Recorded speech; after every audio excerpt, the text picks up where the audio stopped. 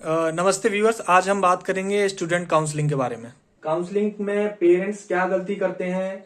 जब 2G का समय था, जो पेरेंट्स उस वक्त फैशन फॉलो कर रहे थे, वही सेम फैशन 3G के टाइम पे भी पेरेंट्स ने फॉलो किया, और अभी हम 4G से 5G में जा रहे हैं और सेम मिस्टेक पेरेंट्स अपने बच्चे के साथ, स्टूडेंट के साथ करते हैं, जिसमें उनका टाइम भी वेस्ट होता है, पैसा भी वेस्ट होता है, और उसके बावजूद भी, ग्रेजुएशन के बावजूद भी स्टूडेंट के पास कोई स्किल नहीं होता जिससे वो जॉब कर सके। तो वो क्या मिस्टेक है उसके बारे में आपसे डिस्कस करता हूं।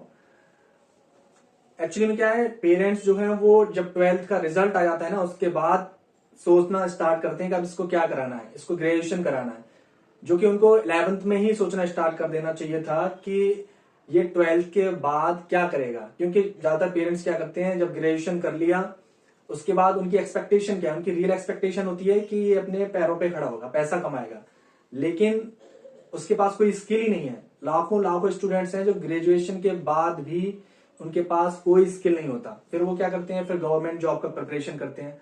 ऑलरेडी आपने ग्रेजुएशन में पैसा खर्च कर दिया, अब वो कंपटीशन की तैयारी कर रहा है, वहां भी टाइम और पैसा दोनों खर्च कर रहा है, और उसके साथ आप उसको, जो मिस्टेक आपने ग्रेजुएशन में की, डिस्कस नहीं किया, सोचा नहीं, उससे बात नहीं की, स्किल अपडेशन पे आपने ध्यान नहीं दिया, फिर सेम मिस्टेक आपने की, उसको पोस्ट ग्रेजुएशन करा दिया।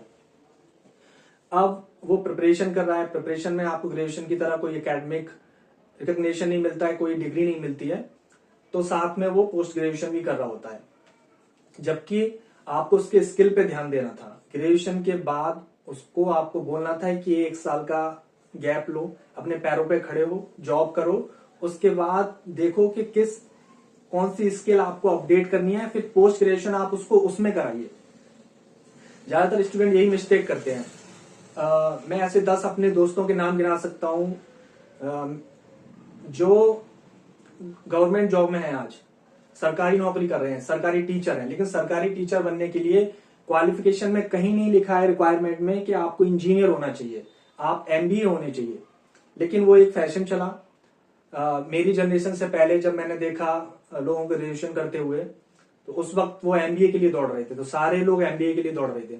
उसके बाद फैशन आया, उन्होंने स्टार्ट किया इंजीनियरिंग करना, तो सारे स्टूडेंट इंजीनियरिंग कर रहे हैं, और सेम मिस्टेक पेरेंट्स अभी भी वही करते हैं। सेम मिस्टेक, ग्रेजुएशन करा दिया, अब वो पोस्ट ग्रेजुएशन भी कर रहा है, और अभी भी उसके पास कोई स्किल नहीं है। जॉब के लिए वो दूसरों का मुंह देख रहा है कि कोई मुझे जॉब दिला दे या बता दे। स्किल्ड स्टूडेंट वही है जिनका प्लेसमेंट हो जाता है कॉलेज से, क्योंकि कंपनी उनको उठा के ले जा रही है, तो कंपनी को पता है कि इसके अंदर वो स्किल है, वो कुछ सिखा सकते हैं, या उसके पास ऑलरेडी वो क्वालिफिकेशन है। लेकिन ज्यादातर होम टाउन्स में, छोटे शहरों में उसको ग्रेजुएशन करा दिया। अगर आपको सिर्फ नाम के लिए ग्रेजुएशन कराना है उसको, तो डिस्टेंस से कराइए। क्यों इतना पैसा और उसका टाइम वेस्ट कर रहे हैं?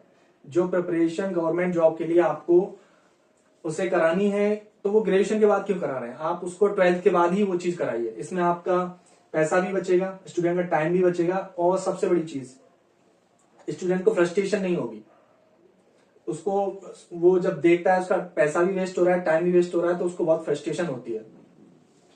तो आज भी पेरेंट्स, ये इतनी जनरेशन, हम 5th जनरेशन में आ गए, लेकिन आज भी पेरेंट्स काउंसलिंग नहीं करते हैं। वो समझते नहीं है काउंसलिंग है क्या चीज, कितनी ज्यादा जरूरी है कि स्टूडेंट को काउंसलिंग, जो कि वो 11th में ही सोचे कि उसको क्या करना है आगे।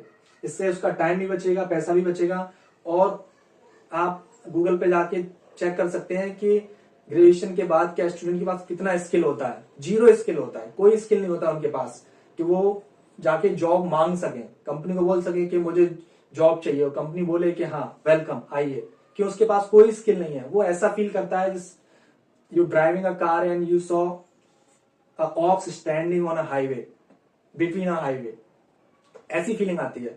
वो हाईवे तक आ गया, लेकिन उसको पता नहीं करना क्या है, बस बीच हाईवे में वो खड़ा हुआ है। तो मैं यही कहूंगा कि काउंसलिंग बहुत जरूरी है।